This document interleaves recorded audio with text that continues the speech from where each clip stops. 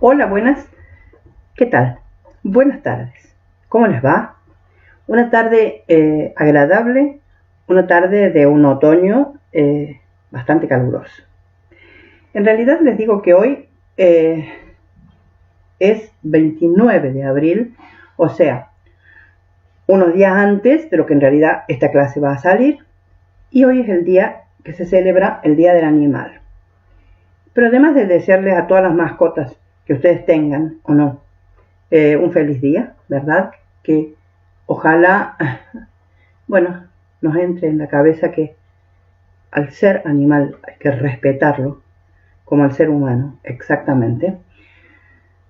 Resulta que una colega, amiga, alumna, Cecilia Saavedra, mandó esta mañana al WhatsApp que nosotros tenemos de Hablemos de Palabras un texto muy gracioso, muy bien hecho, que habla acerca de la semejanza que ven los otros en la mujer en relación a ciertas y determinadas animales, o cierto tipo de animales.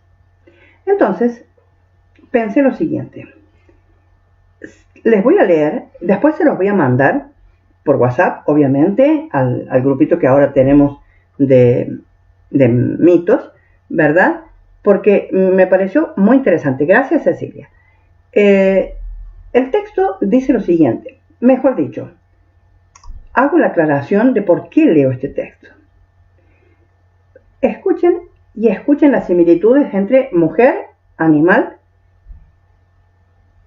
para cada una de las circunstancias en que se dice esa semejanza, y después les voy a leer un texto de un autor griego que se llama Simónides, siglo VII, VI antes de Cristo, Grecia, allá lejos y hace tiempo, y que también habla así de las mujeres.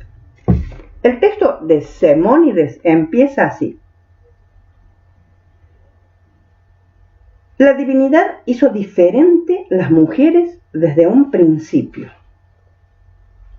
A una la sacó de la híspida cochina y en su casa anda todo rodando por el suelo, resuelto y resumando porquería, pero ella sucia y con la ropa sucia, aposentada en la basura, engorda. Y así sucesivamente. Después les voy a ir leyendo las otras similitudes, porque ahora les voy a leer lo que mandó Cecilia, que dice lo siguiente: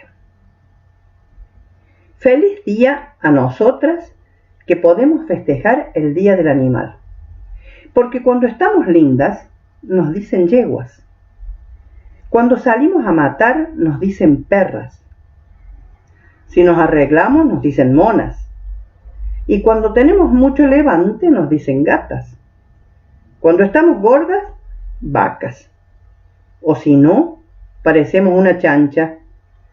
Si hablamos mucho nos dicen cotorras, si somos observadoras nos dicen lechuzas, si somos tranquilas parecemos tortugas, y si somos inquietas, ardillas, si cuidamos la economía somos ratonas, cuidamos nuestra familia como leonas y a nuestros hijos como gallinas.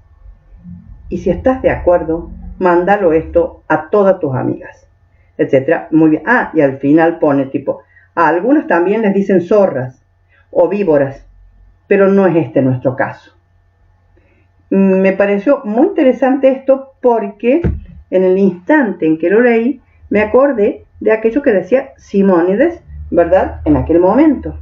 Y entonces dice que la divinidad, Zeus, ¿no es cierto?, hizo diferentes a las mujeres de acuerdo a lo que suelen hacer. Entonces, a la primera la comparó con una cerda, con una chancha. Si otra, a quien Zeus formó de la maligna zorra, lo sabe todo. Nada malo se le escapa y tampoco nada bueno. pues siempre está diciendo que algo es malo o que al contrario es bueno. A cada rato se nos presenta de un humor distinto. Otra sale a la perra, vivaracha como esta, fiel estampa de su madre, que quiere oírlo todo y enterarse y atisbando se mete por todas partes. Bueno, y así sigue hablando de la relación, ¿no? Pues a otra la modelaron los olímpicos con barro y salió torpe, y a los hombres se la dieron tal cual. Otra es del mar y tiene dos maneras, ríe contenta un día, y el extraño que la vea en la casa hará su elogio diciendo: no se ha visto otra mujer mejor ni más amable en todo el mundo. Y al otro no soporta que la miren, que ni la ronden cerca, se enfurece, hosca como una perra con cachorros. Más adelante dice: otra es un asno apaleado y gris, que apenas por la fuerza y con insultos consiente en algo al fin. Y otra, la comadreja, es una especie mala y ruin, sin nada amable y bello, nada que satisfaga o que desee. A otra debió parirla una exquisita yegua de largas crines, pues no quiere hacer de criada ni matarse en eso, y no le da al molino ni levanta la criba ni echa fuera la basura. Otra sale la mona. Es la peor calamidad que Zeus envía al hombre. Es muy fea de cara, y cuando cruza el pueblo a todo el mundo le da risa, etcétera, etcétera, sigue hablando. Y la abeja, dichoso el que la tiene. Sola, a quien no le va ningún reproche, ella estira y aumenta nuestra vida, y amada al lado del marido amante, envejece cuidando de los hijos. Se distingue entre todas las mujeres y una divina gracia la rodea. De las mujeres que da Zeus al hombre, estas son las más buenas y prudentes, y todas las demás, porque él así lo quiso, son un horror, y han de seguirlo siendo. Como ven, el Señor también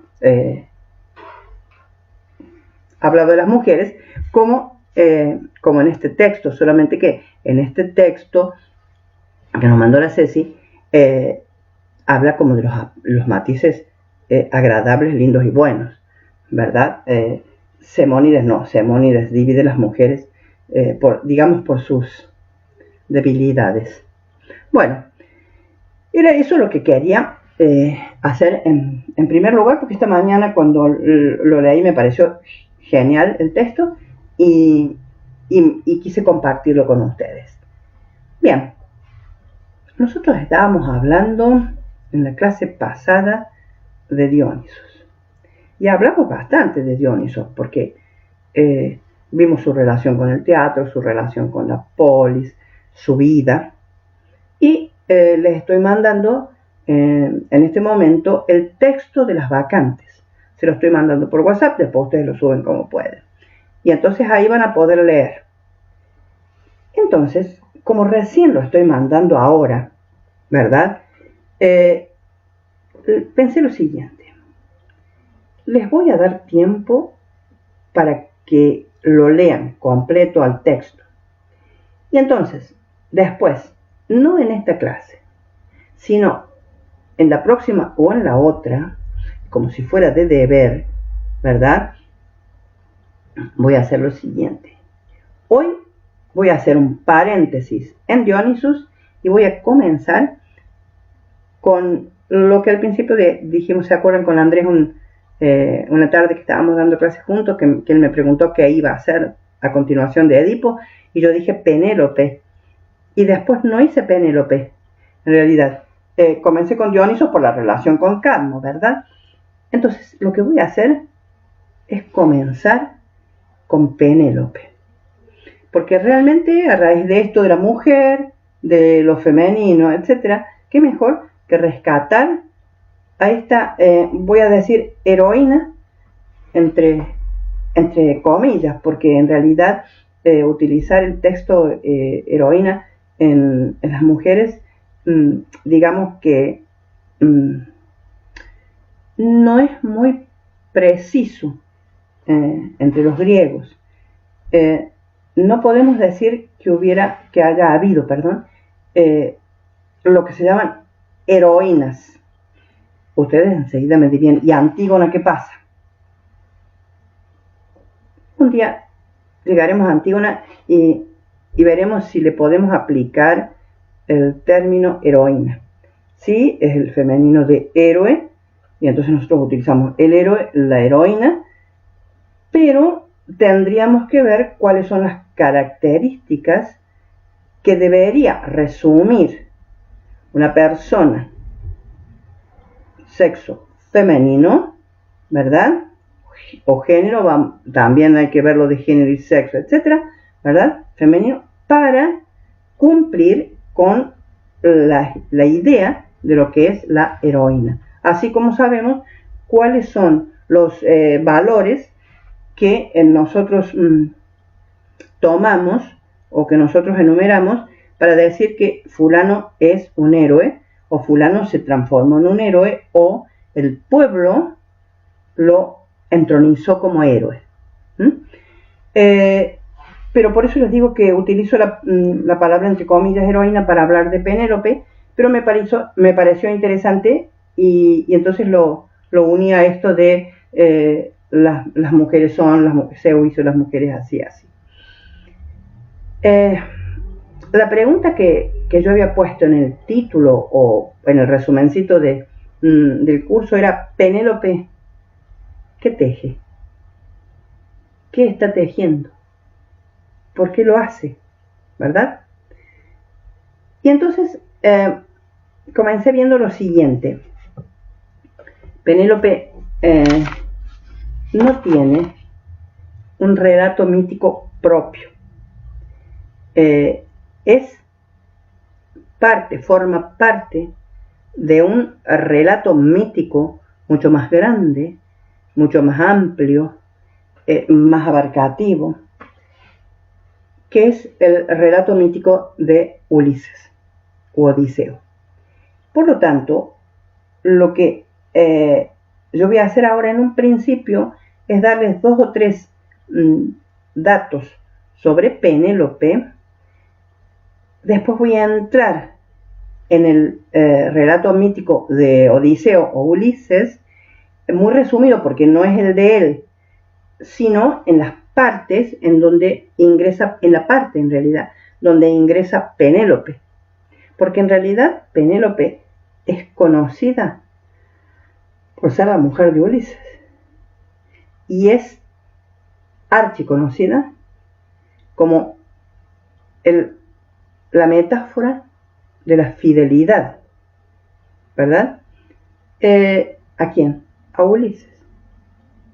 Es decir, que primero entonces veríamos un poquito de Ulises para ver quién es Ulises, porque en función de quién es él, de lo que nosotros vayamos viendo de él, es cómo la vamos a leer en los textos a Penélope, y en las entrelíneas del propio Ulises, digamos así, vamos a poder ir configurando esta hermosa personalidad, que es la personalidad de Penélope, que no solamente entre los griegos, sino que sirvió como ícono para toda la posteridad. Y entonces, una vez que la ubiquemos dentro del relato mítico, vamos a ir viendo partes de textos, sobre todo obras teatrales modernas, donde los autores y las autoras han captado eso que yo les decía recién, la entrelínea del texto, del macrotexto Ulises, ¿verdad? Para poder entenderla a Penélope y para poder aceptarla en todos sus matices y ver cuán importante es esta configuración. Etimológicamente la palabra Penélope, el nombre de ella, en realidad puede venir de penion o penien, que penion en griego, que significa el carretel a donde va el hilo, ¿verdad? Que va cruzando la urdimbre, ¿verdad? Eso es penion. En realidad, o sea, tiene mucho que ver con la idea que nosotros tenemos de Penélope de qué es lo que ella hacía. Esto viene a cuento por el tejido de Penélope. Entonces, peniones. Lope significa vestido también, manto, pero hay otras versiones en otros, si tomamos otras etimologías. Pero esta me pareció interesante porque tenía que ver con el telar, tenía que ver con las mujeres griegas hacían el vestuario para toda la familia, es decir, no solo el vestido, sino los mantos, las túnicas, etc. O sea, ellas eran las encargadas de hacer eso. Por lo tanto, el nombre tomado con esas etimologías tiene mucho significado. Eso por un lado.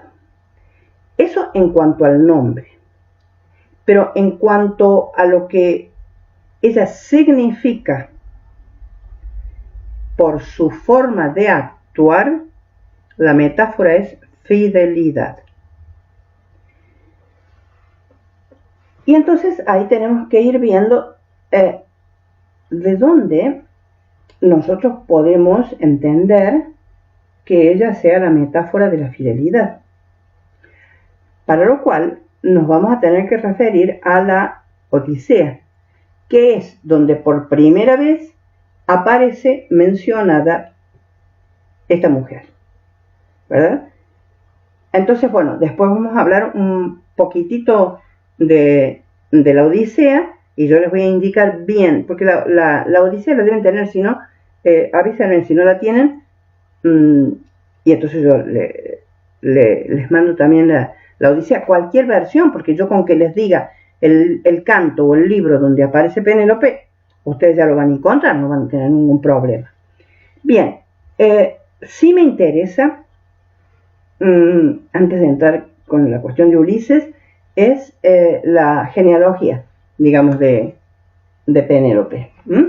Ustedes saben que yo me refiero siempre al diccionario. De todas maneras, les tengo que decir, voy a nombrar de forma lenta y pausada la genealogía.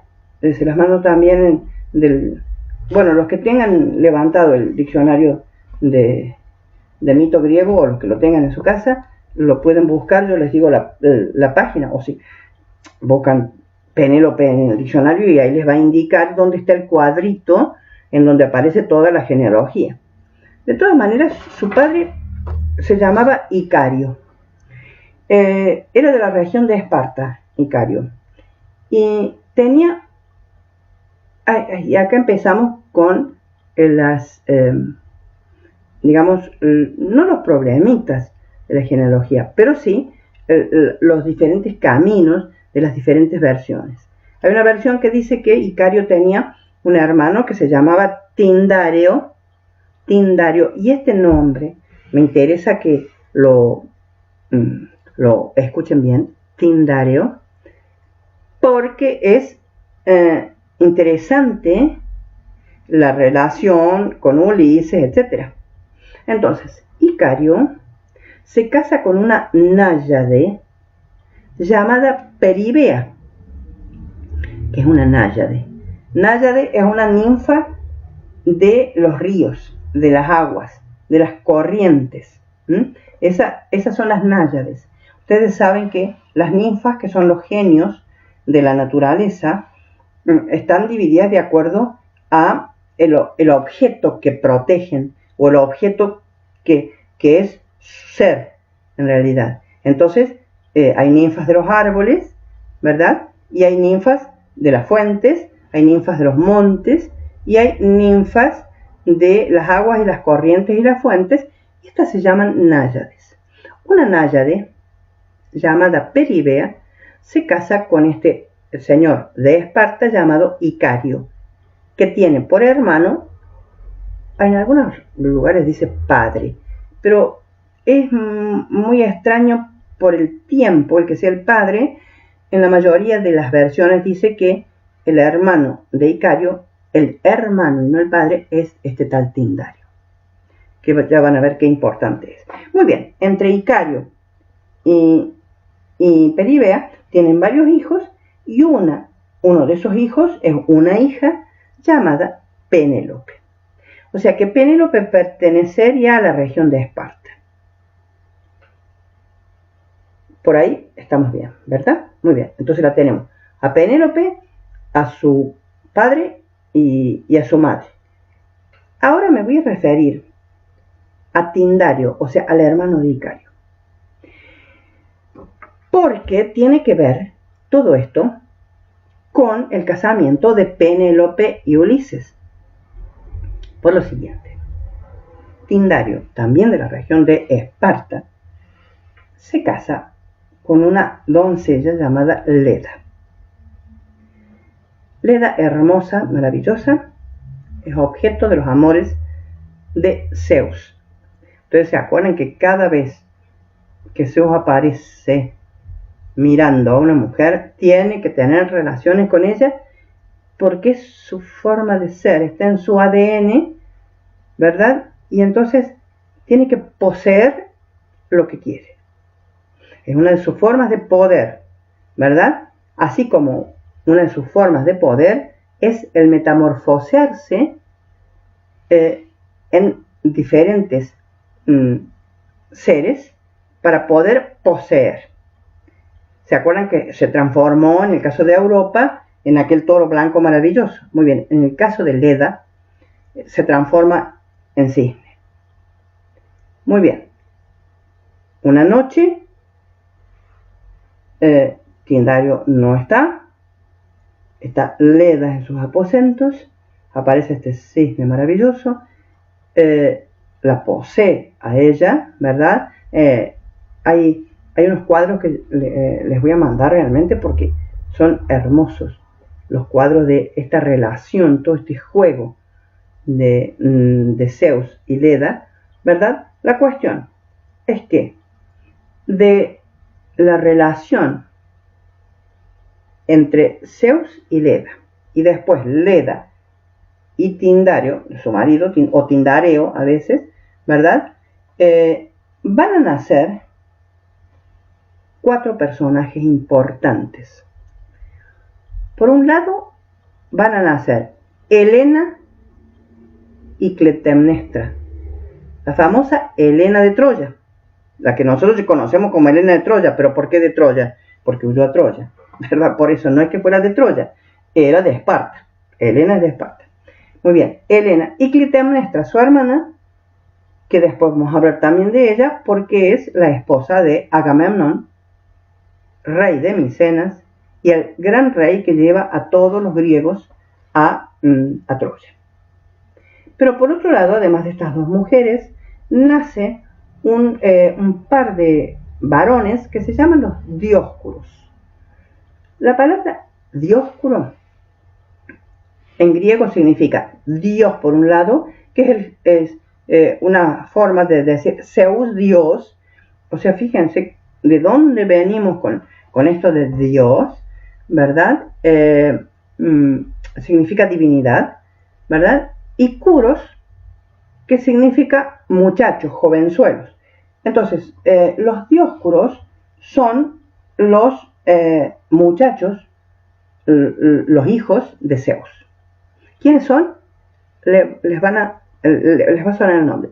Castor y Pólux. Castor y Pólux. Muy bien, pero pasa lo siguiente. Es decir, uno de ellos 2 es hijo de Zeus, el otro es hijo de Tindareo. En el caso de las mujeres, Helena es hija de Zeus, Clitemnestra es hija de Tindareo. Después, entre ellos, entre los Dioscuros, hay todo un proceso de divinización en relación a uno de ellos con otros personajes. Por lo tanto, ellos 2 quedan digamos, divinizados. Ellos 2 van a ser 2 personajes divinos.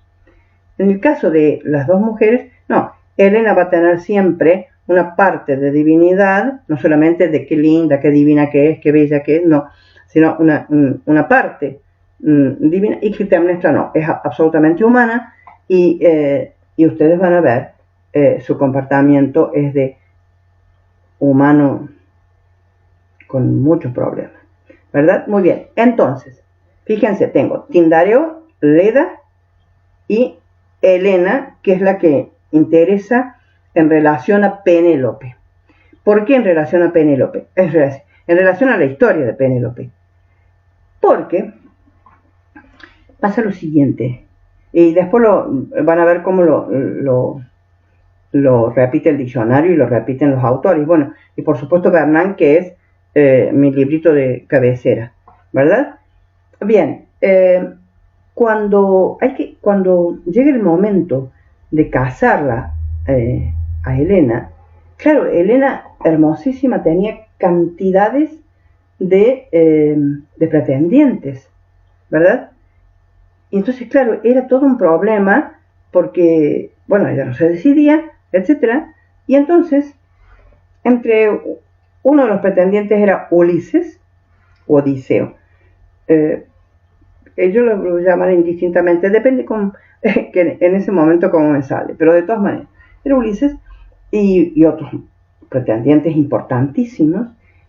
Y entonces Ulises le propone toda una estratagema, toda una forma de juego para que Helena elija un pretendiente. Eso lo veríamos aparte, porque es harina de otro costal en este momento, pero él da como resultado que Helena lo elige a Menelao.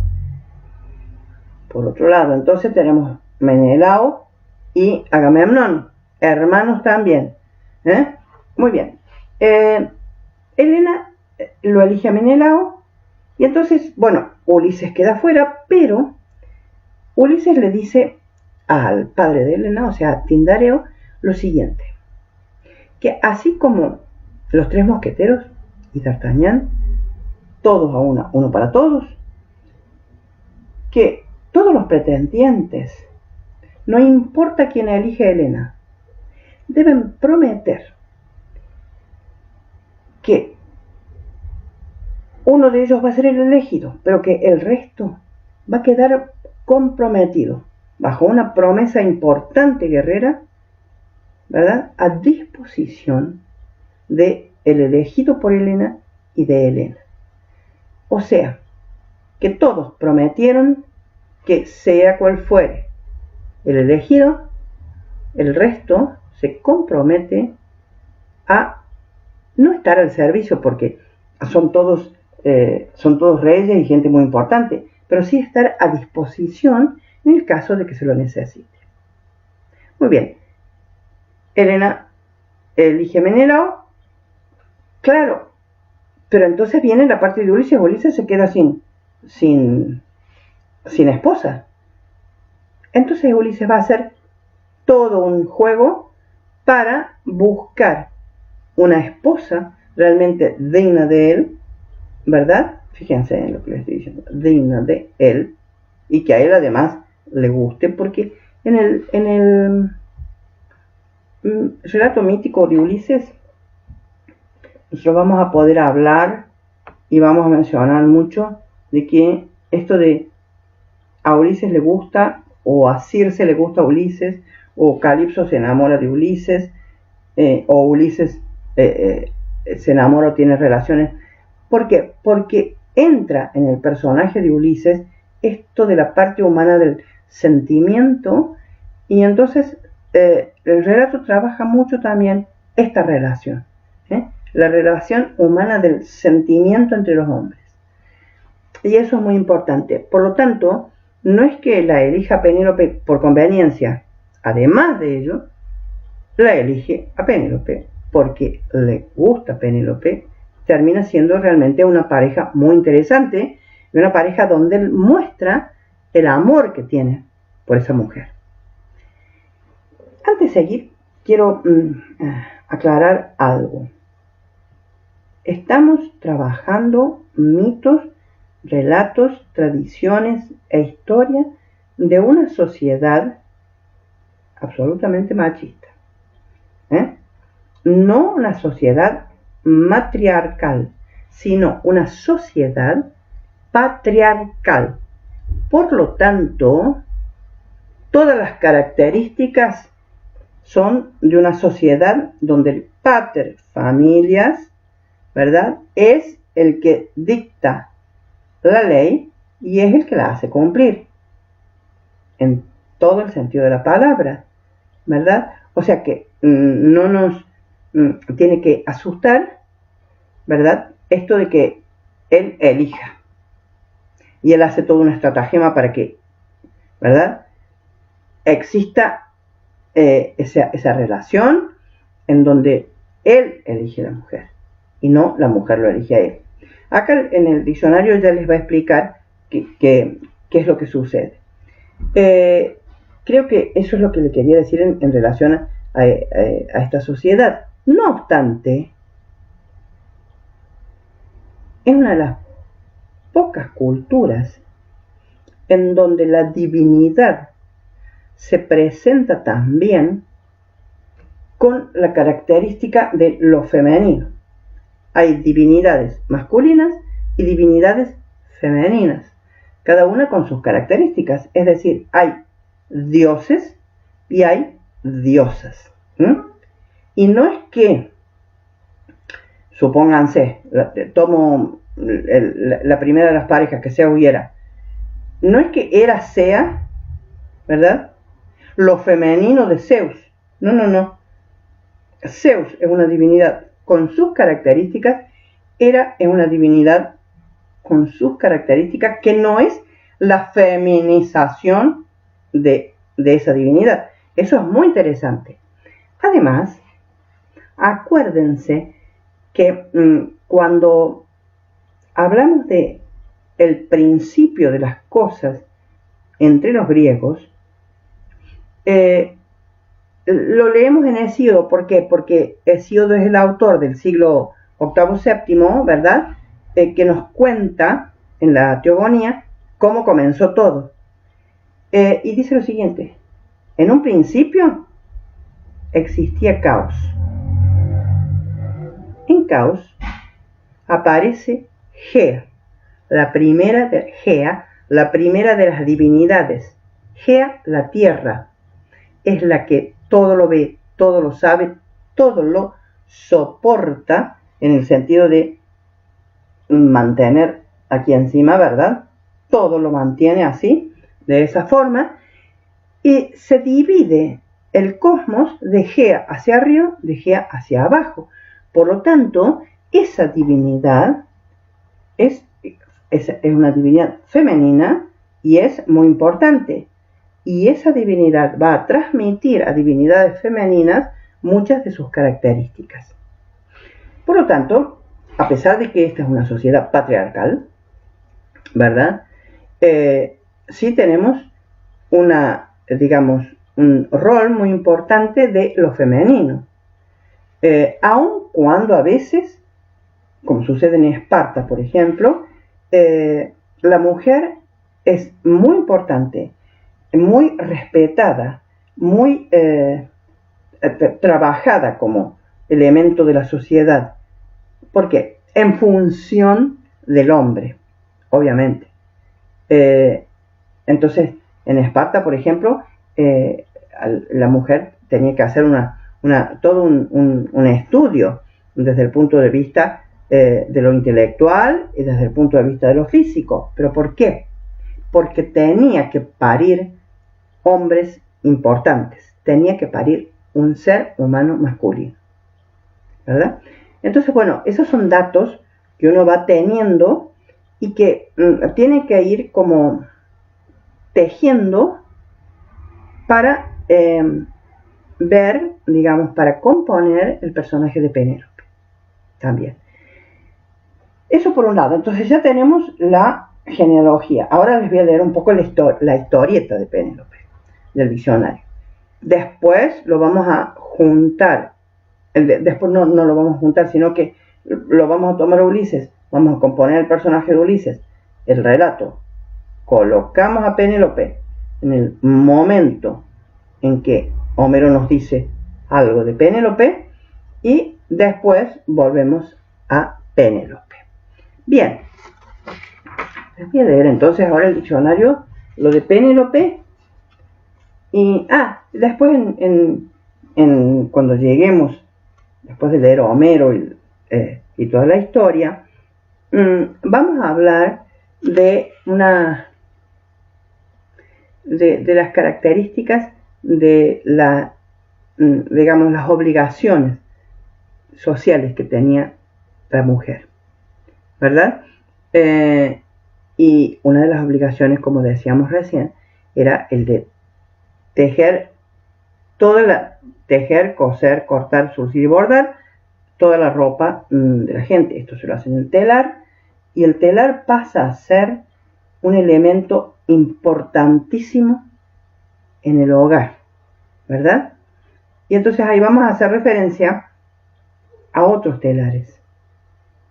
Por ejemplo, hay 3 hilanderas muy importantes, que son las 3 parcas, Cloto, Láquesis y Atropos, que tejen también, y su vida gira alrededor de esto, ¿verdad? Del telar. Y hay una hilandera, una bordadora muy importante, que es Atenea, que borda tapices maravillosos, los más maravillosos del mundo, y una señorita llamada Aracne osa decir que ella borda mejor que Atenea, ¿verdad? Y que usa mejor todo lo que es la urdimbre, el telar, etcétera, que Atenea, y tiene su castigo. Bien, eso lo vamos a ver después como resumen de esto del tejer. ¿Qué dice el diccionario acerca de Penélope? Es hija de Icario y por tanto, digamos, sobrina de Tindario. Acá dice nieta, pero hay que verlo eso después, es lo que yo les decía, ¿no? Tiene por madre a una náyade, Peribea. Por parte de padre, Penélope es originaria de Esparta. De las circunstancias del matrimonio de Ulises y Penélope, existen en los mitógrafos 2 versiones principales. Esperen, un minutito que empezamos con el cambio de formas de ver. Ustedes dirán, ¿por qué no me hago hacer unos anteojos bifocales? Sí los tengo, pero no me acostumbro. Por lo tanto, estos anteojos de media distancia, estos anteojos de distancia cerca, y además tengo otros para ver de lejos. Pero bueno, de las circunstancias entonces del matrimonio de Ulises y Penélope, existen en los mitógrafos 2 versiones principales. Según unos, Icario, por mediación de Tindario, deseoso de recompensar a Ulises por un buen consejo, consiente en otorgar su hija al héroe. Según otros, Penélope es el premio de una carrera en la que Ulises resultó vencedor. Finalmente, una tradición oscura, conocida solo por una alusión de Aristóteles, nos dice que el padre de Penélope no fue Icario, sino un hombre de Corfú llamado Icadio, confundiéndose así erróneamente con el primero. Trátase en este caso de una tradición local, impugnada por el hecho de que Ulises poseía en Esparta un santuario que le había sido erigido en recuerdo del origen espartano de su esposa. Es sabido que, en la época clásica, Esparta era considerada como el país por excelencia de las mujeres virtuosas. Contábase también que ante la insistencia de su padre para que se quedase en Esparta, en vez de marcharse a Ítaca con su marido, Penélope había optado por este, dando así por primera vez prueba de su amor conyugal. Sabido es que y acá viene la historia de los pretendientes. Sabido es que cuando Menelao visitó distintas ciudades de Grecia para recordar a los ex pretendientes de Helena el juramento que les comprometía a vengarlo, Ulises trató de fingirse loco, lo que le hacía vacilar en tomar parte en la guerra contra Troya. No era la falta de valor, sino el amor que sentía por su esposa, la cual acababa de darle un hijo, Telémaco. Sin embargo, Ulises partió, obligado por la astucia de Palamedes, confiando su casa y su esposa a su viejo amigo Mentor, o Mentor, después el nombre se deriva, pasa al latín, ¿no es cierto? Mentor mentoris, y pasa como mentor al castellano. Penélope era la única dueña de los bienes de Ulises. La anciana madre de Ulises, Anticlea, murió pronto de pesar al saber la marcha de su hijo, y Laertes, su padre, se retiró al campo. Pronto Penélope fue objeto de solicitaciones cada vez más apremiantes. Todos los jóvenes en las cercanías pedían su mano, y como ella rehusaba, se instalaron en el palacio de Ulises. Se dieron una vida espléndida y trataron de vencer la resistencia de la mujer, arruinándola ante sus ojos. Penélope les dirigió violentas censuras, pero de nada sirvieron. Entonces acudió a un estratagema. Les dijo que elegiría uno entre ellos cuando hubiera terminado de tejer la mortaja de Laertes. El trabajo que efectuaba durante el día lo deshacía durante la noche. Finalmente, al cabo de 3 años, fue traicionada por una de sus criadas y los aplazamientos que hasta entonces había conseguido no se continuaron. Cuando Ulises regresa, no se da a conocer por el momento a su esposa. Durante el combate de los pretendientes, que eso ya después lo vamos a ver en el momento adecuado, Penélope permanece en su aposento profundamente dormida. Solo después Ulises revela su identidad. Ella vacila, pero finalmente lo reconoce. La diosa Atenea cuidó de prolongar la noche siguiente para que ambos esposos estuvieran mucho tiempo juntos. Después sigue toda una lista de otras tradiciones, como por ejemplo los ciclos poshoméricos, ¿no es cierto? Tienen también la tradición que hace referencia a los amores adúlteros de Penélope, ya también a sus aventuras posteriores al regreso de Ulises. Entre los amores adúlteros de Penélope figura especialmente la leyenda según la cual Penélope habría cedido sucesivamente a los 129 pretendientes, y que de estos amores habría concebido al dios Pan. Por supuesto que son, sobre todo los helenistas, que tomaban un poco descreídamente todo esto, y algunos de ellos en forma un poco, digamos, absolutamente falta de fundamento mítico, ¿no? O bien, dice también, Ulises a su regreso se habría dado cuenta de que su esposa le había sido infiel y la habría desterrado.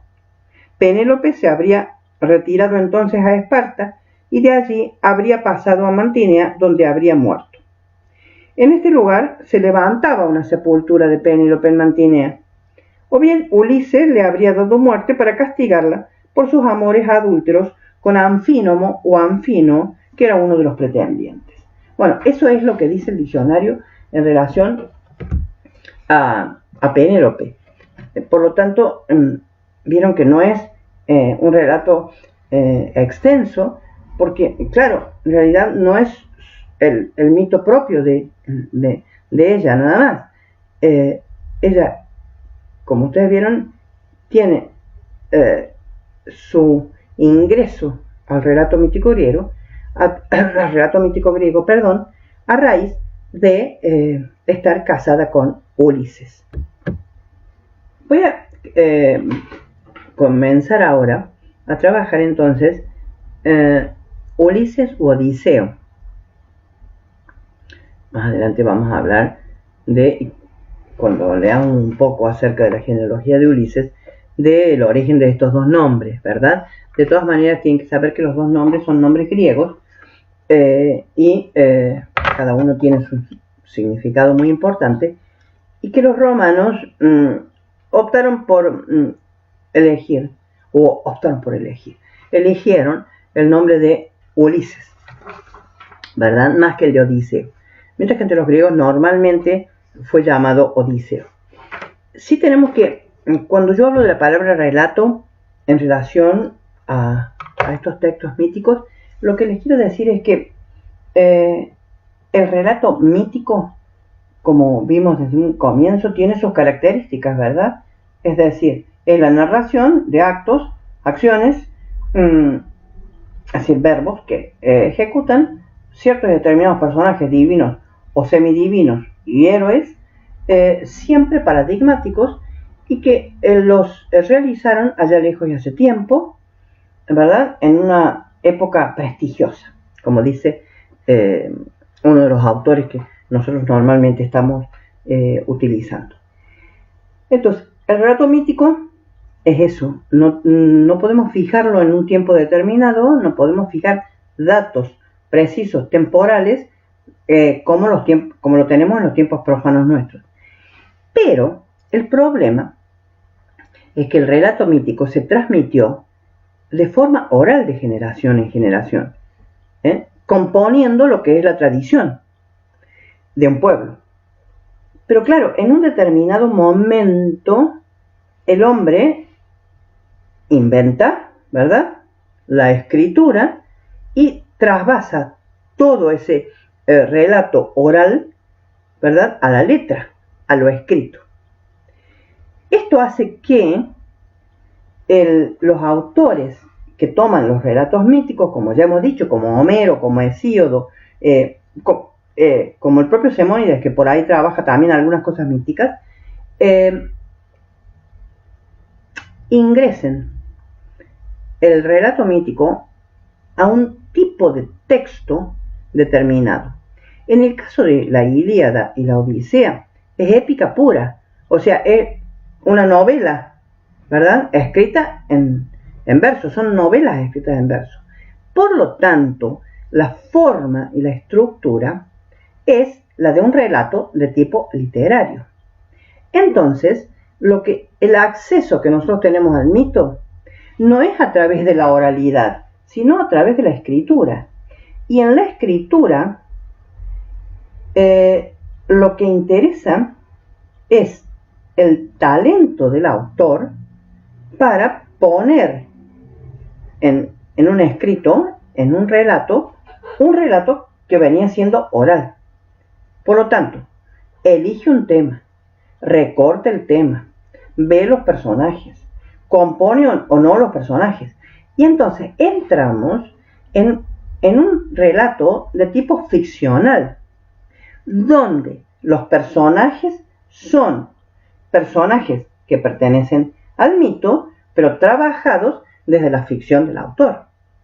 Entonces, tenemos que ir, digamos, desmenuzando nombres, palabras, números, relatos, adjetivos, sustantivos, para ver cuál es la base mítica y cuál es lo hermoso del texto, porque el autor lo hizo de esa forma. Eso en principio, o sea, nosotros vamos a trabajar con relatos literarios que nos están contando relatos míticos. De ahí vamos a sacar nosotros este personaje, Odiseo.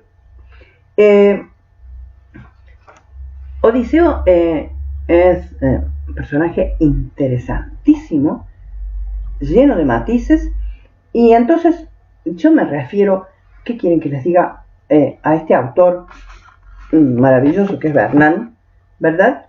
Y voy a leer en este momento para comenzar a ver Ulises, un texto que se llama Ulises Perseo, pertenece a Jean-Pierre Vernant, es de Paidós el texto del 2010.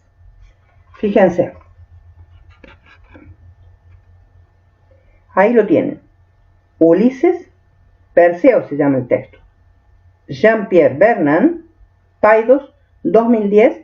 Voy a leer las páginas de 9 a 11. ¿Ven? Bien, fíjense, acá les muestro el texto. Este es el texto. No está, no lo puedo encontrar como para dárselos a ustedes. O sea que alguna vez, cuando nos veamos, se los presto porque es un texto maravilloso. Bien, comienzo de nuevo a leer. Y dice lo siguiente.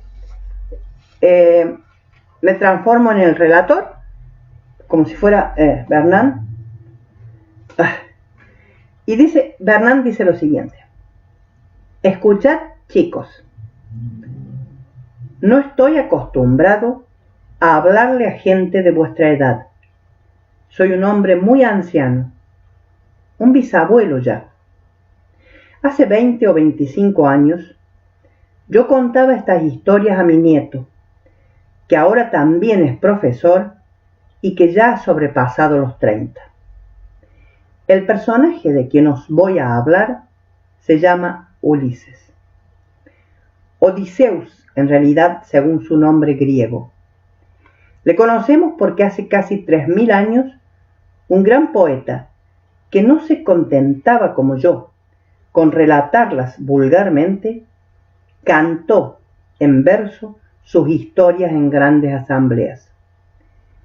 Imaginaos que ese personaje, Ulises, de quien se continúa hablando como lo hago yo, y leyendo su historia en el texto de ese poeta llamado Homero, vio la luz hace 3000 años. Quienes estudiáis griego, e incluso quienes no lo estudian, sabéis al menos quién es Homero, el autor de la Ilíada y de la Odisea. Ulises es uno de esos personajes que ha llegado hasta nosotros desde los tiempos más remotos, porque se trata de lo que podríamos denominar un personaje clave, un héroe de la antigua Grecia. Pues bien, 3 o 4 siglos después, en el siglo V a.C., en Atenas, todos los niños que iban a la escuela aprendían de memoria las historias de Ulises. Esto formaba parte de su educación básica, hasta el punto de que conocían a Ulises como si se tratara de uno de sus compañeros. Además de este personaje, hay otro que se llama Aquiles. Aquiles, el de los pies ligeros. Aquiles, el guerrero, morirá joven porque solo tiene una idea en mente: enfrentarse al enemigo en un combate singular en el campo de batalla de Troya, ciudad que los griegos querían tomar. Aquiles escogió lo que los griegos consideraban la muerte digna. Eligió morir siendo muy joven todavía, cuando estaba en la flor de la vida, en su momento de máxima valentía y energía, creyendo que, si moría en combate, después de haber demostrado un día tras otro, al enfrentarse a otros grandes guerreros, que él era el mejor en la guerra, que nadie lo superaba en heroísmo ni en valor, y que tendría la gloria inmortal asegurada, una gloria que no acabaría nunca. Mas la de Ulises es una historia absolutamente distinta. Él también es buen guerrero, pertrechado con su casco, el penacho de plumas, la coraza, el escudo, el venablo y la espada. Pero Ulises es sobre todo un pícaro, un tipo increíblemente astuto. Posee una cualidad que en griego se denomina metis, o sea, astucia. La palabra metis acá se la escribí también para que la vean. Metis, ¿ven? A ver, esta técnica es una técnica un tanto improvisada. Metis. Esa palabra en griego significa astucia. Por lo tanto, el adjetivo que deriva de metis, metieta, es el astuto. Y si a alguien se le aplicó este adjetivo metieta, fue precisamente a Ulises. Por eso dice, posee una cualidad que en griego se denomina metis, astucia. Esta astucia le permite superar todas las dificultades cuando parece estar perdido. Lo tiene todo en contra, ya que se enfrenta a otros más fuertes que él, pero, gracias a su carácter pícaro, astuto, mentiroso y bribón, siempre logra inventarse tretas para, disimulando su intención, acabar ganándoles. Ahora Ulises tiene lógicamente muchísimas páginas en el diccionario. Yo ahora les voy a leer nada más que para ubicar la primera parte, de dónde nace, cuándo nace, etc. Y no me voy a meter en todo su accionar durante la guerra de Troya. No, sino que después voy a tomarlo a Ulises cuando ya está vencida Troya y Ulises se hace a la mar para volver a su patria Ítaca. Pero de todas maneras, leo primero lo del diccionario para que vean. Ulises Odiseus, el nombre latino Ulises se debe a un préstamo dialectal en realidad. Es el más célebre de los héroes antiguos. Su leyenda, que constituye el tema de la Odisea, ha sido objeto de modificaciones, adiciones y comentarios hasta el fin de la antigüedad. En mayor grado aún que la de Aquiles, se ha prestado a interpretaciones simbólicas y místicas. Ulises, por ejemplo, es considerado con frecuencia por los estoicos como el tipo del hombre juicioso y prudente. La genealogía de Ulises es relativamente constante. Los autores coinciden en el nombre de su padre, Laertes, y el de su madre, Anticlea. Esta filiación aparece ya en la Odisea. Por el lado del padre tiene relaciones hasta con Zeus, ¿verdad? Yendo hacia arriba. Y del lado materno, la Odisea da como abuelo a Autólico, con lo cual su bisabuelo sería Hermes. O sea, como verán,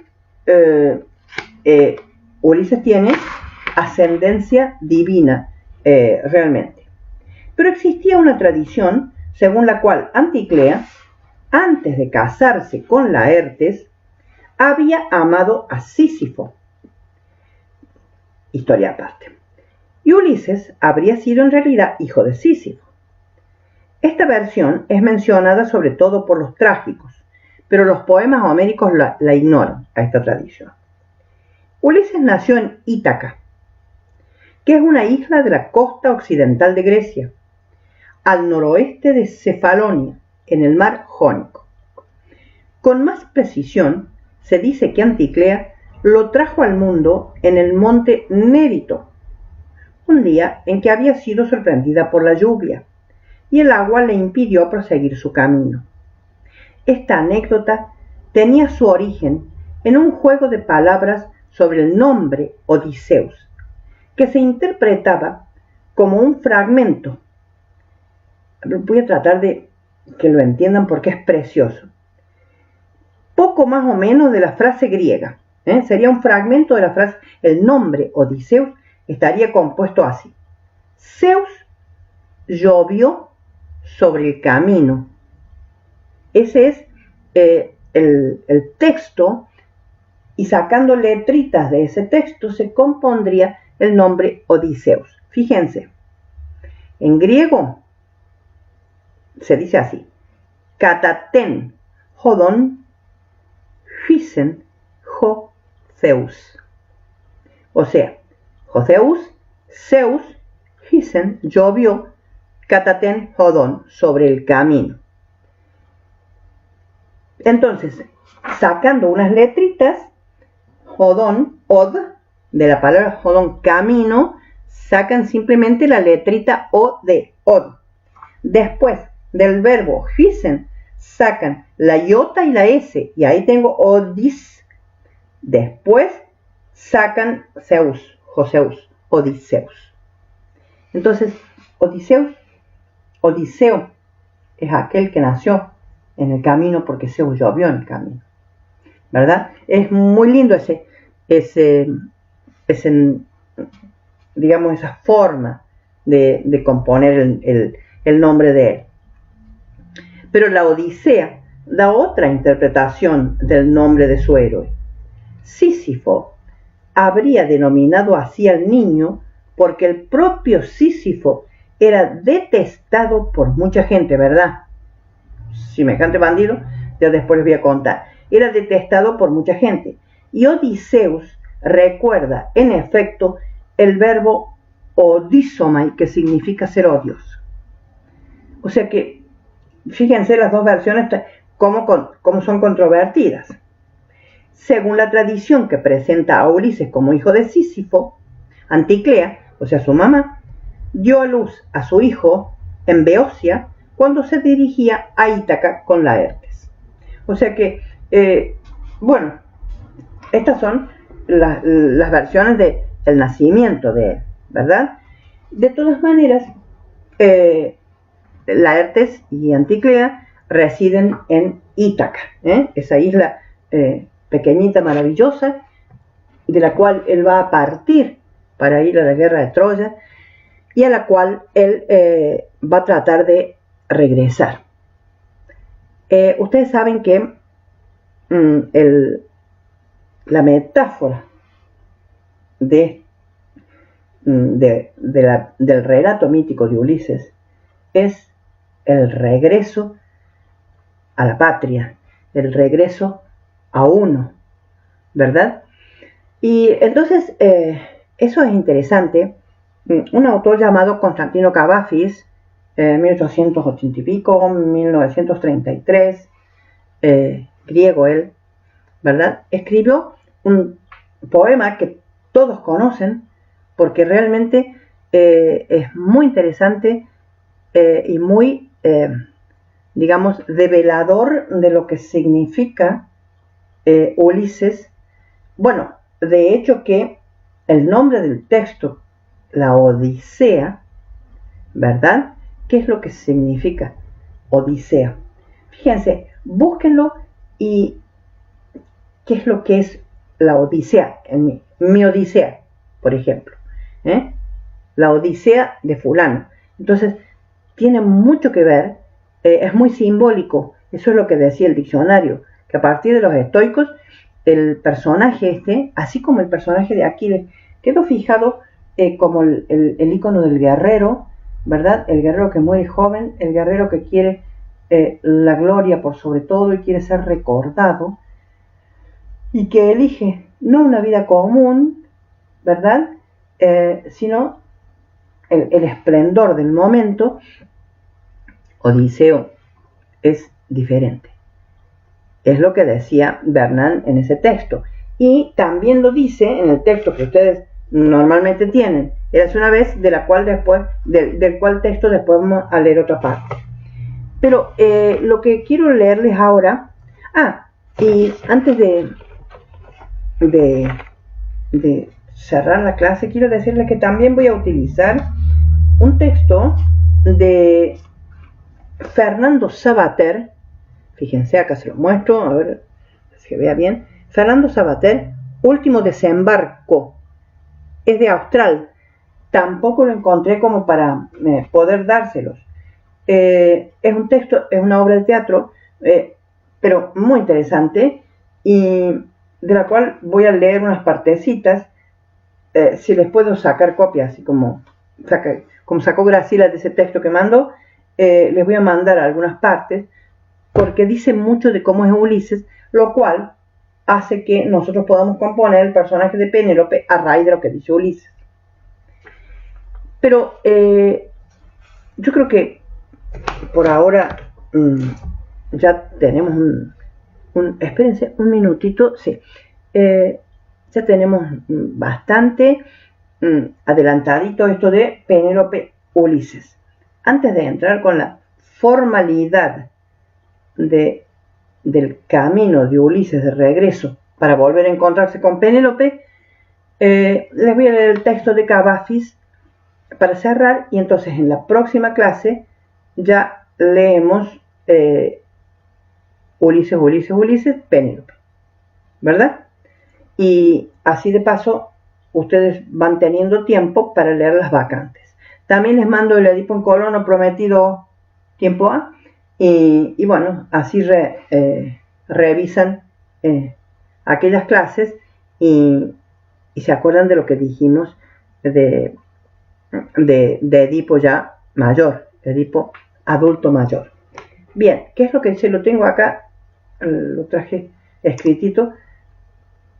De todas maneras, ustedes lo pueden encontrar. Ponen Ítaca y sale el poema de Cavafis, o ponen Cavafis y sale el poema, obviamente. Es un texto largo, pero muy significativo, y dice lo siguiente: cuando emprendas tu viaje a Ítaca, pide que el camino sea largo, lleno de aventuras, lleno de experiencias. No temas a los lestrigones, ni a los cíclopes, ni al colérico Poseidón. Seres tales jamás hallarás en tu camino si tu pensar es elevado, si selecta es la emoción que toca tu espíritu y tu cuerpo. Ni a los lestrigones, ni a los cíclopes, ni al salvaje Poseidón encontrarás si no los llevas dentro de tu alma, si no los yergue tu alma ante ti. Pide que el camino sea largo, que muchas sean las mañanas de verano en que llegues, con qué placer y alegría, a puertos nunca vistos antes. Detente en los emporios de Fenicia y hazte con hermosas mercancías, nácar y coral, ámbar y ébano, y toda suerte de perfumes sensuales. Cuantos más abundantes perfumes sensuales puedas. Ve a muchas ciudades egipcias a aprender de los sabios. Ten siempre a Ítaca en tu mente. Llegar allí es tu destino, mas no apresures nunca el viaje. Mejor que dure muchos años y atracar, viejo ya, en la isla, enriquecido de cuanto ganaste en el camino, sin aguantar a que Ítaca te enriquezca. Ítaca te brindó tan hermoso viaje. Sin ella no habrías emprendido el camino, pero no tiene ya nada que darte. Aunque la halles pobre, Ítaca no te ha engañado. Así, sabio como te has vuelto con tanta experiencia, entenderás ya qué significan las Ítacas.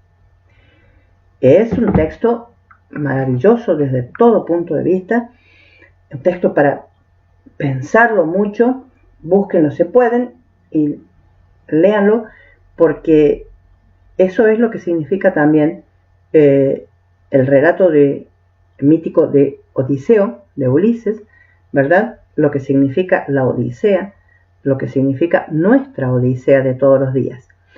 Me parece interesante el texto para cerrar este comienzo de hablar de Penélope, y Penélope qué es lo que teje, ¿verdad? Y bueno, nos vamos a encontrar en una próxima clase siguiendo esta forma de escuchar los mitos griegos. Chao gente, que la pasen bien.